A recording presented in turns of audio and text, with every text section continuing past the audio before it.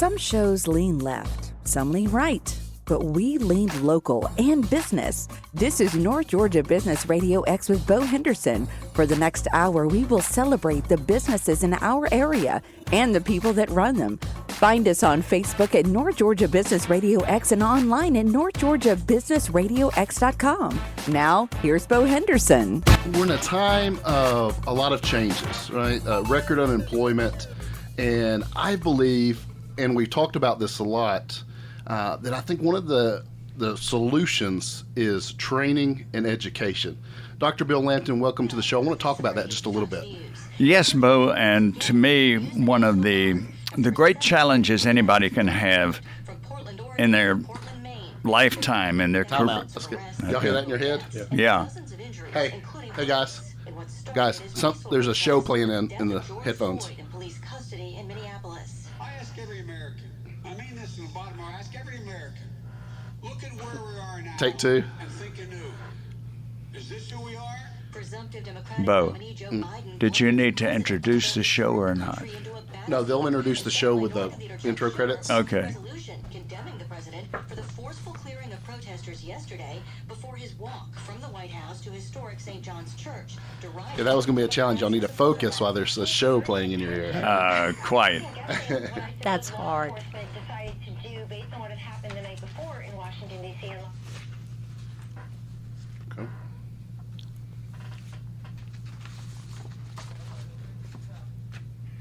All right, we're going to take it from the top again, okay, guys? All right. Ready when you are. Well, we got a lot to talk about today. I'm here with Dr. Bill Lampton. How you doing, Dr. Bill? Doing fine. Great to be with you again today, Bo. You know, one of the things we've talked about, and we're in a time when record unemployment, a lot of problems, a lot of people being separated from work, and a lot of them aren't necessarily going to be able to go back to their jobs.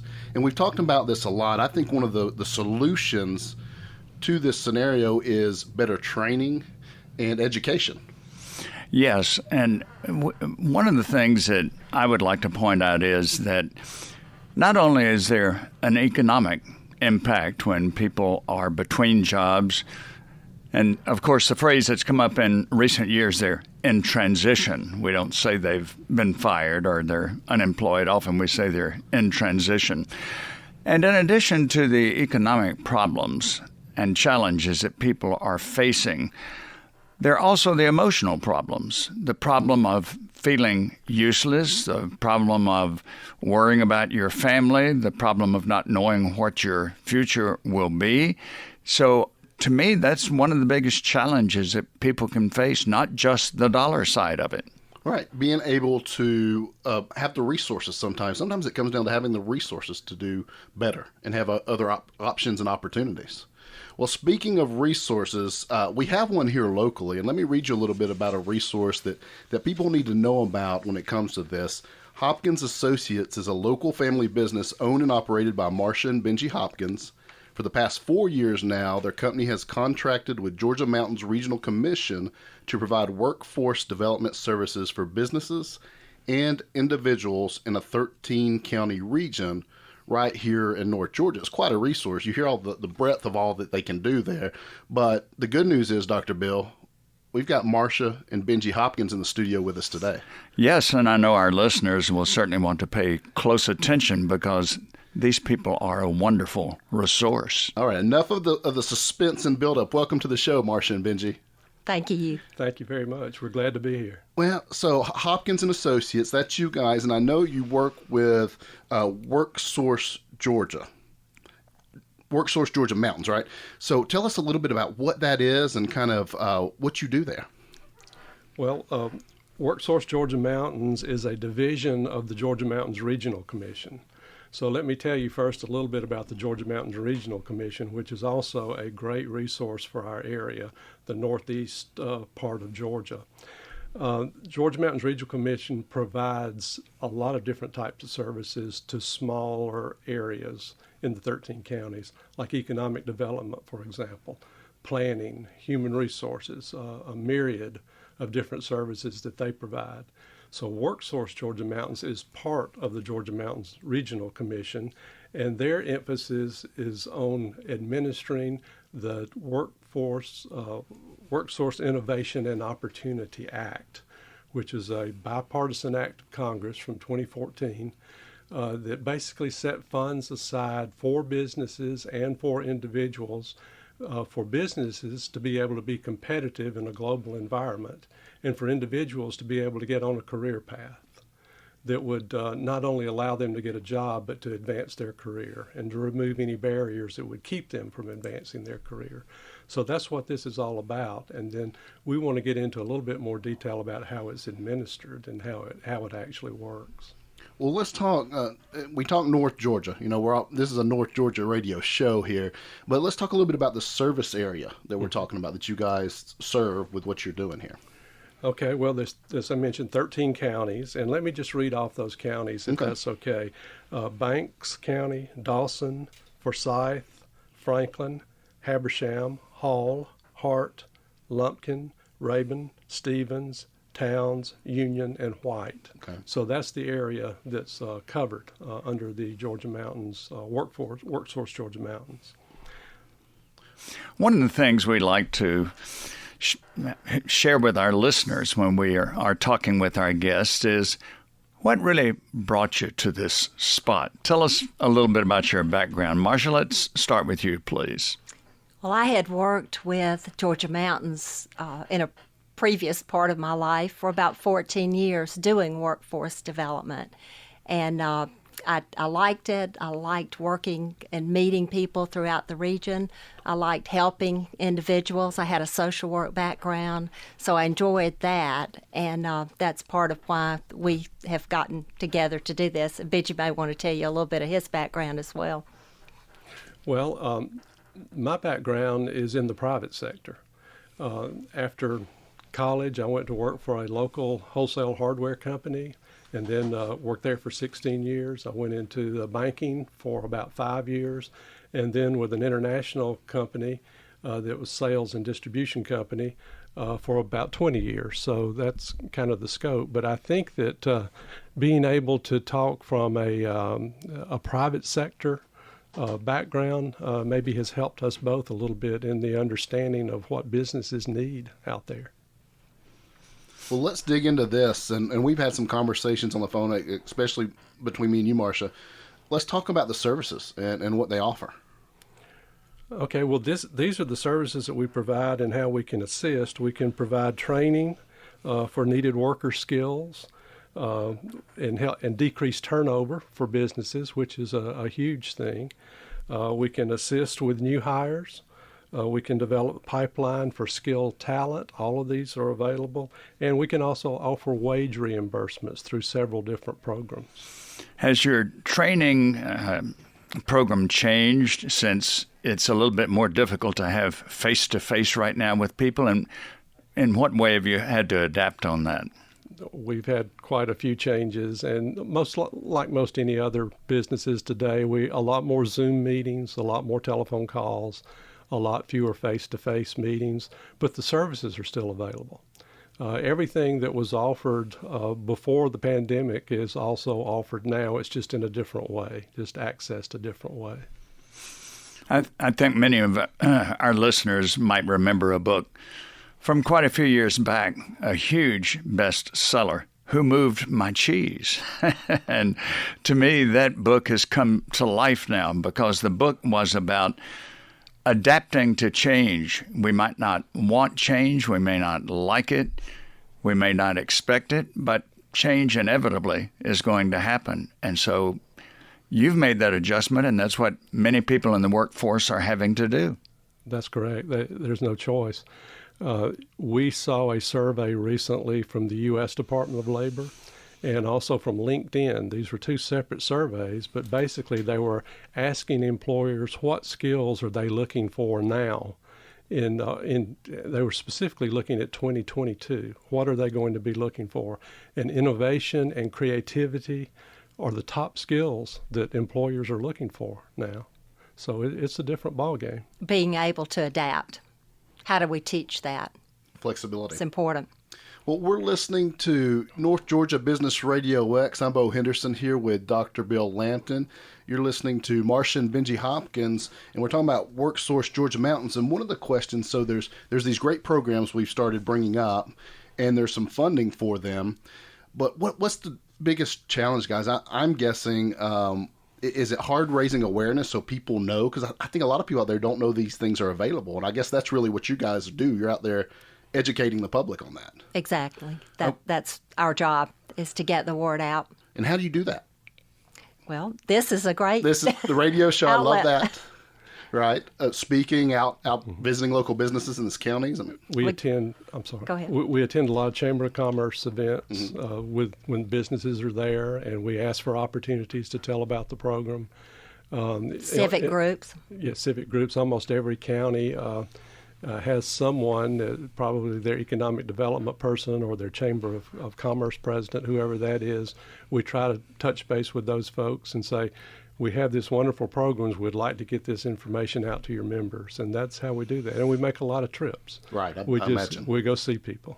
Well, and as I've heard you describe some of these services, some of these things can be the difference in a business actually struggling and actually making it. Having a well-trained workforce, having some of the interns. I know that's a program we can talk about at some point.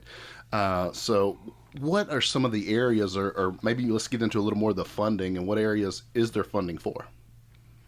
Okay, you want to start? You want to start about incumbent worker? Okay, yes. One of the main programs that we offer is called Incumbent Worker Program, and it's also layoff aversion.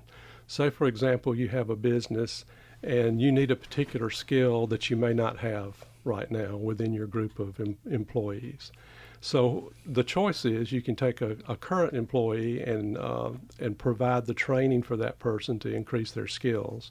And that may keep you from having to lay someone off because you were able to take the funding that's available here and improve the skill of an existing employee. And that's called Incumbent Worker Program. So it's available to upgrade the current employee's work skills. Companies can partner with public or private consultants who can review and suggest employee training or improve operations. Employer reimbursement can total 50% or more of the consulting and training cost. And a maximum funding per employee, and I think this is important because it kind of tells you the scope of the program, the maximum funding per employee is $12,000. So it's a significant amount. And if you have several employees that need that kind of training, like the training can come from one of our great technical colleges, it can also come from an independent company. It just has to be approved up front. But up to $12,000 per employee is available for the training. What would be maybe one of the most frequently offered requests? What type of training do people ask you for? Well, let me give you a specific example. That may be the best way. We had a company, a heating and air conditioning company up in Hartwell, Georgia. And this particular company needed to upgrade the skills. They needed particular employees in a particular area, but they didn't have anyone to bring in to fill that. So they decided to train employees from within. So we were able to assist them. They were able to take their business and expand it to more counties because they were able to increase the number of employees that had the particular skill that they needed. So that's a real-life example. Well, we've got a lot more to get to, guys. Let's take a break. But let's get to a lot more with services, programs, funding to support and help our local businesses here in North Georgia. We come back right here on North Georgia Business RadioX.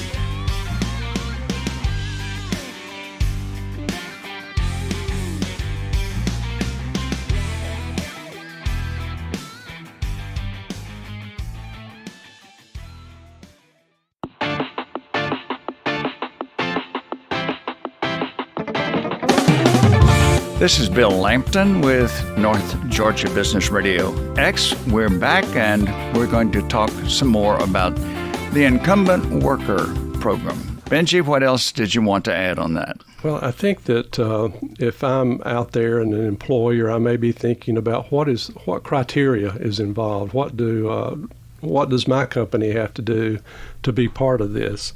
And I think it's really pretty simple, but I just want to hit a few of those key facts. Number one, it has to be a for-profit company, and they have to have been in business for at least 1 year. And they have to be located within the 13 counties that we mentioned earlier. They must have at least 5 full-time and permanent employees, and that's other than the owner, so the owner plus 5 employees. And they must be a financially viable company, and what that means, they need to be current on their state and federal taxes. And the training must lead to full-time employment for the employee. So that's the criteria. If the business can meet those few things, then they may be eligible for this funding. Well, one of the things I see with this incumbent worker program, I see benefits on both the employer and employee side. Because imagine, okay, if I'm an employer and I'm saying, well, I don't have that skill set here, so I'm going to have to go outside, find somebody, bring them in, get them up to date on our culture, and do. But if I'm the employee, I'm not liking it that I might have spent X amount of years in this organization and somebody from the outside is coming in and taking a position that I have the ability to do if I just had proper training. So I think it's an amazing program. Exactly. And I think when I mentioned the criteria for the employer, that there's also some criteria for the trainee too, okay, for the employee.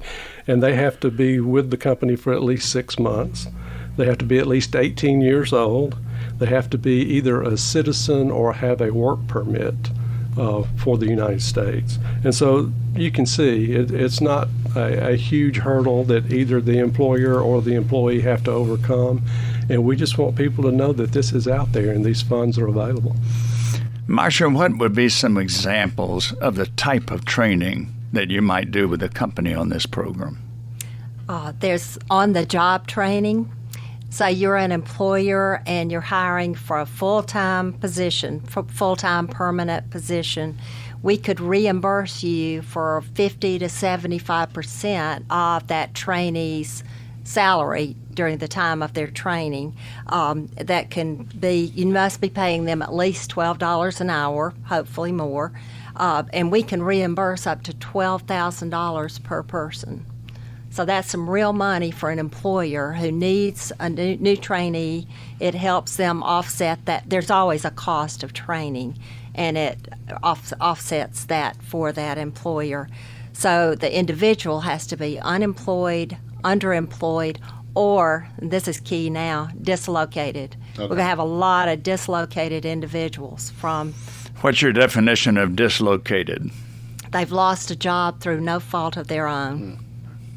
So that's happening right now, and we'll be able to help. These funds are available to help the employer and the individuals. And that's happening at every level, no matter the number of employees, no matter the longevity of the company, no matter the brand name of the company. Exactly. Well, let me put you on the spot here. This is always fun for me. Do you have an example you can think of that comes to mind of a real good example? Somebody said, hey, we have this specific need, and we were able to use this program to come in, train for that need, and have a really good outcome? I do. I had a feeling you would. This happened to a startup medical company in this area. And they, of course, as a new startup, were needing funds to get going. They were able to hire an intern through our program. This individual had a degree in chemistry from one of our area colleges, and she had lost her job through no fault of her own. She needed a job. They needed someone to work for them. They hired her first as an intern, taught her skills. She got work experience.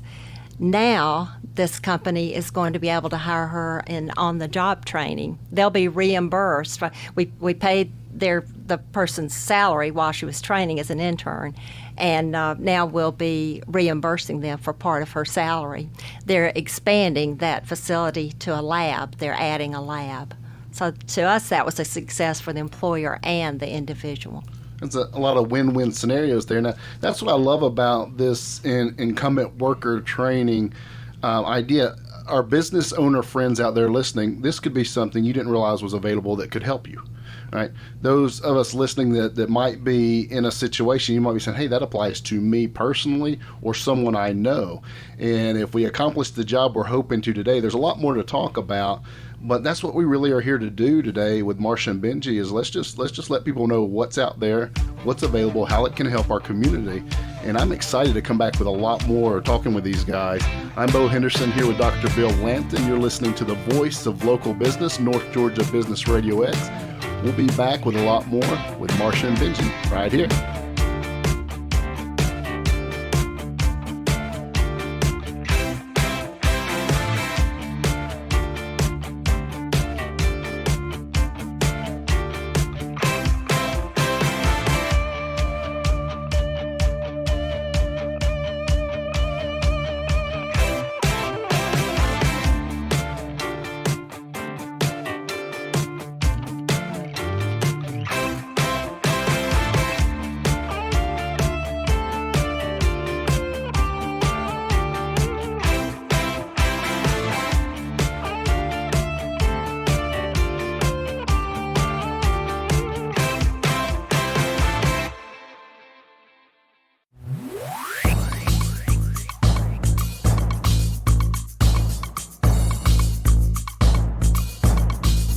We're back on North Georgia Business Radio X. I'm Bo Henderson here with Dr. Bill Lampton.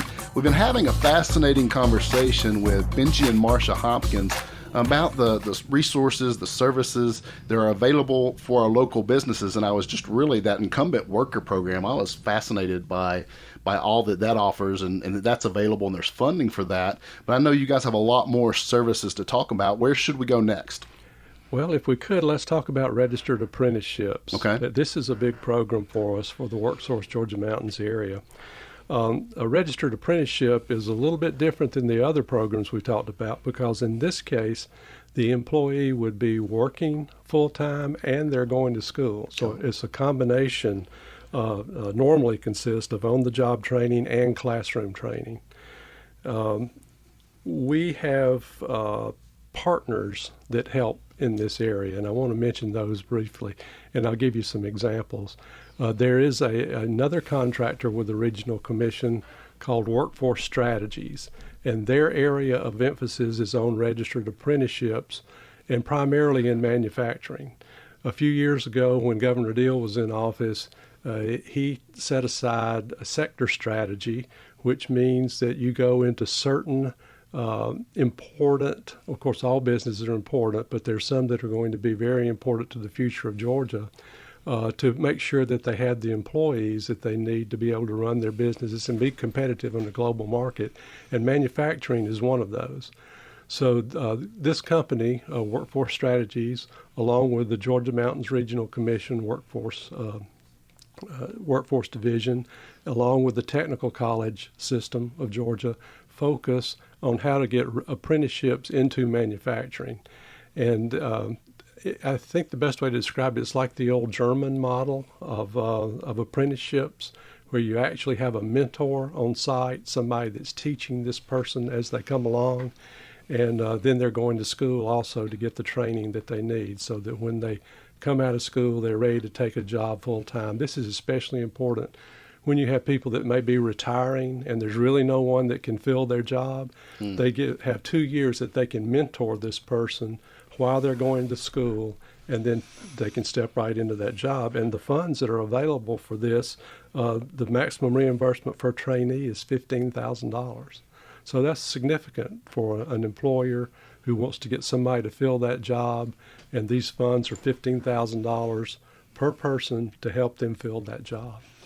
You know what I find fascinating about that? I was looking at some statistics in my retirement work, and part of the retirement demographic, one of the problems in the workforce, the biggest problem was the transferring of knowledge. They were retiring people, but the knowledge wasn't coming through before somebody maybe out of school was coming in. So I love this program because it kind of addresses that need to actually, okay, good luck learning this over 20 years like the last person did. They're getting them in the actual apprenticeship. Exactly. And, you know, a real-life example I can think of is we had a company that had someone that's a tool and die maker, which is a very exacting job in manufacturing. And there's a lot of knowledge that had gone into this job for a lot of years. They were able to take someone that was going to Lanier Tech, and take them for 2 years and train them into this particular profession, so that when they did finally retire, they had someone that could step right in and do the job. And that's very important, I think, to a business owner to have that kind of resource available. There's a contrast that comes to my mind, and that is during the 3 decades or so before I became a consultant and was in the workforce where I was employed. One of the patterns, which I think was almost universal, was that somebody would be hired. They would have a day or a day and a half of orientation classes with probably the other 30 or so new hires, and that would be maybe the last of the instruction or list of expectations or guidelines that they would get. That was it was supposed to be an inoculation that lasted you a long time. But we've learned that from experience that all that does is just truly scratch the surface. Exactly. I think having the mentor, having someone dedicated, having the time available to do that, and the money available to do that is huge. Well, let's talk. So we talk about, and I love that apprenticeship model. For a while, it seemed like it was one of those words that was like a word from the past. You didn't see it anymore, but it makes so much sense in today's world that that's exactly what we're doing here. Exactly. And I think, but I think another thing that's important is manufacturing has changed so much over the years. You know, a lot of people have an idea that manufacturing may not be in a clean environment. It may be lifting and heavy work, and now it is a clean environment. Computer, probably instead of running something on an assembly line, you're probably operating a computer. It's a very clean, a very different environment. And a few robots around, too. Exactly. Yes. Yeah. Well, it's changed a lot. And another program I would love for us to have some time to talk about is internships. So what kind of programs or funding, or just let's dig into the internships available out there through what you guys do. Well, those are similar to on-the-job training, but a little less structured. Internships can be offered for 80 to 480 hours. The best example I have is a college student at one of our local colleges. You need to be in your last semester. You need to be ready to go into employment. One example we have is someone who works for an economic development authority, and this person has been on with them for the 480 hours. And these are varying time spans for different weeks just because of the flexibility needed for a college student. Sometimes you have more hours to spend than others, but that's a really good example there in for one of our internships. So 80 to 480 hours, we can pay up to $11 an hour. We pay the individual, we can run the payroll, pay the workers' comp. So that's a big advantage for an employer, not to have to add someone onto their payroll. They are not obligated to employ that individual at the end. Of course, that's the goal. We'd like for them to do so. But even if that employer cannot employ that person at the end, the person has skills. They've developed skills. And, you know, you've got your education, but you also need the experience. So that this internship program offers both. So that's an example. The person does not have to be in college. But if they are in college, a college setting, it needs to be the last semester. So it's a payment directly to the individual for their salary. Yeah, I mean, businesses that are eligible, I think this is a huge benefit to come in, have somebody trained, and hopefully you're training your future employees, but somebody's we have funding to do that. Mm-hmm. Right? Well, let's talk a little bit about what kind of business. What do you need to do to qualify as a business? Is it a certain size business? Is it certain criteria? I'm sure there's something. For the internships, right. They can be not-for-profit or a for-profit business. It could be either. Okay. Okay. And Benjie, you may have some more qualifications on that as far as the employers. Yeah, I was just curious. Is there any business size that not necessarily a business size, but the employer should not be laying off someone for the intern to come in. It's not a replacement situation. Exactly. Right.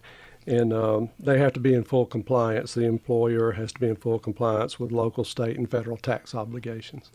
Other than that, it's pretty straightforward. Bo, one thing that we've enjoyed doing for the 18 months or so that we've been on the air is talking with our guests about their community involvement. And with these two, we could have had an entire program on that. So let me start with Marsha. Looking at your bio, you have been involved in so many worthwhile activities in this area as a volunteer. What has prompted you to be so active that way? It's a great community, and I have enjoyed participating and getting to know people as part of this volunteer service and just community activities. I enjoy people. As I said earlier, I had a background in social work, but I enjoy people. I enjoy creative people, and that's part of my interest, is to get involved in groups where there are creative individuals. I draw from that energy, and I enjoy it so much.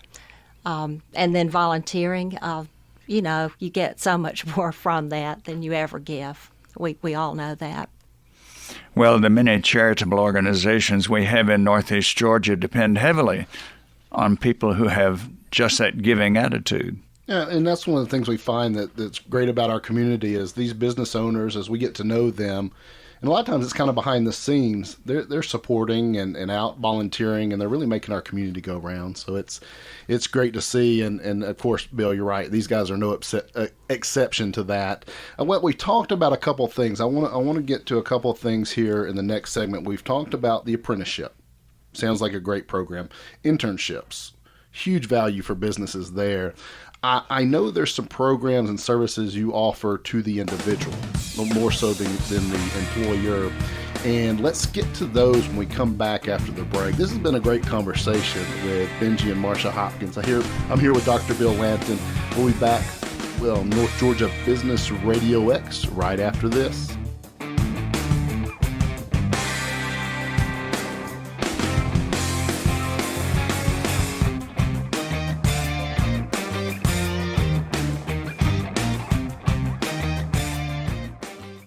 Somewhere in my desk is a piece of concrete. It is odd-shaped, having been chipped off a wall. But not just any wall. It's a small remnant of the Berlin Wall from a trip my husband and I took to Germany in the early 1990s. I'm Johnny Erickson Tata, and remember when President Reagan stood before the Brandenburg Gate and issued that famous challenge, "Mr. Gorbachev, tear down this wall." Well, 2 years later, it came down. Have you ever found walls just as real but invisible between yourself and others? You try to get through it, but you find it's as impenetrable as the Berlin Wall was for decades? Well, can I give you some advice, especially if you have a disability? Don't presume there's a wall because of your handicapping condition. Initiate friendship as you would with anyone else. Reach out. That wall just might fall down. Hey, you want to see a picture of my husband and me at the Berlin Wall? We posted it at disabilitycampaign.org.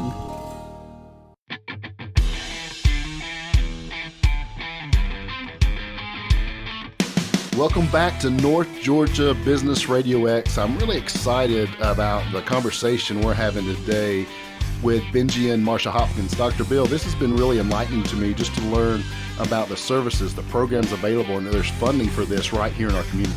Yes, and it's certainly encouraging. It's enheartening to people who are listening, who are looking for work. There are people who are managers, CEOs, who want to bring in qualified people. It works both ways. That's right, and it helps on both sides. And before we went to the break, we were talking about Benjie and Marsha's volunteering in the community and work they've done. And I know, Marsha, we were talking about your board. It's a volunteer board, right? It is. We have the Georgia Mountains Workforce Board, and it's made up of volunteers from the business community as well as individuals from elected officials, that sort of thing. But they guide the training that's offered in the whole region. And that's where I first met your dad years ago when I worked in workforce development. He was part of the Private Industry Council. Right. That was my original connection to Marsha, was knowing, and I met her when I was a lot younger guy back then. We were both a lot younger. Yeah, doing the work with Dad on the council there. So it's really a cool connection, and just how this thing's gone on for a long time now. It has. Keeps doing good work. Well, let's kind of shift gears a little bit, and let's talk about programs that are available for that individual out there that might need some support. Well, let me start off by talking about the adult program. Okay. And by adult, that means that anyone that's over 18 years old would be in the adult program. But I think the best way to look at this is these funds are available to remove barriers that would keep someone from having a clear path in their career. And what I mean by that is, say you're a single parent and you may need money for child care. You're out of a job and you may need transportation. You may not have the funds to buy gas for your car to go to Lanier Tech. So you may not have the money to pay for tuition, or you may not have the money to buy books that are necessary to do these things. So these funds are set aside to help remove those barriers for people so that they can get an education and they can move into a career path. So that's kind of what the adult program is about. The process that someone would need to go through is that if they're interested in finding out more about this, they first need to attend what's called an overview session. Now, pre-COVID-19, the overview session was held at the office in a large training room. Now the session is held online. Or if the person doesn't have a computer available, we can work it out over the phone as well. But it's best if they have a computer and they can get online. But that way they can go through the whole process with a counselor at WorkSource Georgia Mountains that will let them know exactly what they would need to have available to be able to take part in this program. They would need to fill out an application. They submit the application to the staff. After the documentation is received, then the staff would determine if that person is eligible. There'll be things like household finances may come into play. There are several different things that may or may not make someone eligible for the program. The case manager or the counselor contacts the person to discuss the application, and they would help them get started. The thing that I think is important is the folks that we have at the WorkSource Center are very helpful people. They really want to see these people succeed, and they kind of take away the red tape by helping them through every step of the way to make sure that if they are eligible, then they can get the funds necessary to get on a career path. Well, I love that phrase, clear path, because I know there's people out there right now, especially, that there's some obstacles maybe in the way from them moving forward, and just to know that there's a service and some funding to maybe remove some of those obstacles. That's really good. So beyond the adult program, what else do we have for individuals? We have a youth program as well, and we've just expanded that center. Benjie mentioned the office, and we want to be sure to give that location and a contact phone number for that. In fact, I may need to do that now. Let's go ahead and do that. Yeah. The phone number to call about any of these services, the business services, the individual services, is 770-538-2727. And we like to say no wrong door. If you call that number, we will get you to the service that's needed. They will get you to the correct person. And the actual location is 1856 Thompson Bridge Road, Suite 3. And you may be familiar, that's the Chattahoochee Center on Thompson Bridge Road here in Gainesville. But we also have career coaches that go out in 13 counties. These are vans that are equipped with computers and a staff that will help people in the 13 counties, same services. But the youth program I mentioned, we've expanded it there at the Thompson Bridge location. And this is a chance for 16 to 24-year-olds. That's the definition of youth that we have, To get a GED, we have the actual GED training that Lanier Tech offers. We offer life skills classes, soft skills classes. The employers are eager to have soft skills training. And the definition for that is what makes you a good employee. Not the hard skills of what you can train, but what are the soft skills, the communication skills, the punctuality, that sort of thing. So these are programs specifically targeted to this age group, 16 to 24. To be better equipped. Exactly. To enter the workforce. Well, guys, let's do that. Let's give that number one more time, Marsha, just because listeners, as we're kind of winding down, any of the programs we talked about today, right? That Exactly. No Wrong Door is for all of this. Any of the programs we mentioned. Okay, let's give that number one more time. 770-538-2727. And that is staffed all week, Monday through Friday. Well, very good. Well, I've been enlightened today, Dr. Bill, just learning about what resources there are, what's available, and just to learn that Benjie and Marsha are such a resource here in our local community, and they're out giving this information out and making sure people know what's there. And I'm excited. I'm going to tell you one thing, guys. I think we could have dug into any one of these programs for the whole show. So we might need to have a monthly kind of deal to where we talk and dig in a little further. But great show. What do you think, Dr. Bill? Oh, I know that there are many people who have benefited, and it's been a privilege to host Benjie and Marsha. Well, hey, Benjie, Marsha, had a lot of fun. Thanks so much for coming and joining us on North Georgia Business Radio X. Thanks so much. Thank you. We enjoyed it. All right, guys, that's it. We'll see you next week, same time, same place, right here on North Georgia Business Radio X. You've been listening to North Georgia Business Radio X with Bo Henderson. What local business do you know that should be highlighted on our program? Let us know. Just search North Georgia Business Radio X on Facebook or contact Bo at businessradiox.com. Thanks for listening. See you next time. And remember to support our local businesses.